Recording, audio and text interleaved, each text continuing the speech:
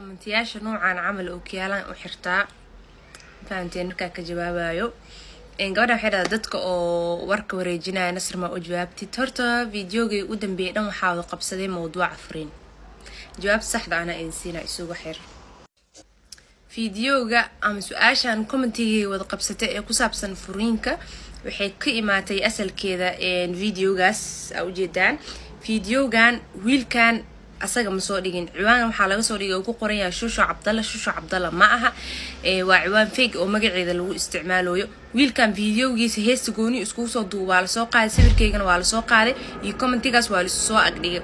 marka dad waxa jiro TikTok wax walba oo la soo dhigo run u maleeyo shushu Cabdalla inay waxa soo dhigto run u maleeyo wiilka inuu soo dhigo run u maleeyo soo asxaabta hadda jawaabta way suugaysiin maxaa waaye hadalkan la soo dhigay ciwaanka waa fahamteen inuu fake yahay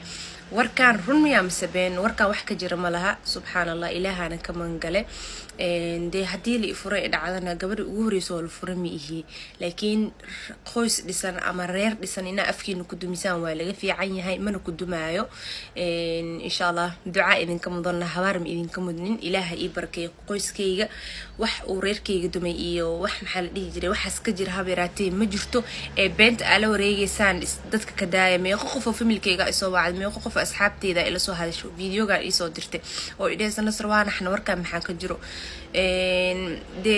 qoys burburo cid ku farxaysa ma jirto qof xaasid ah meehe oo qofka noocan oo kale meehe oo inuu faafiyo been ama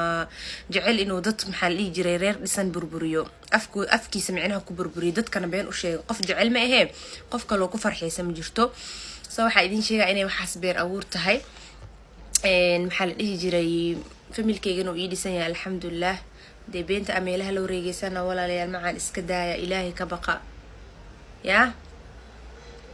wixii oo xaasidnimo iyo maxaa la dhihi jiray balaayana nala damacsan ilaahan dhinac mariyo waxaa waa inaan isku cimri dhammaysano ma ahee ma kala tegayna insha Allah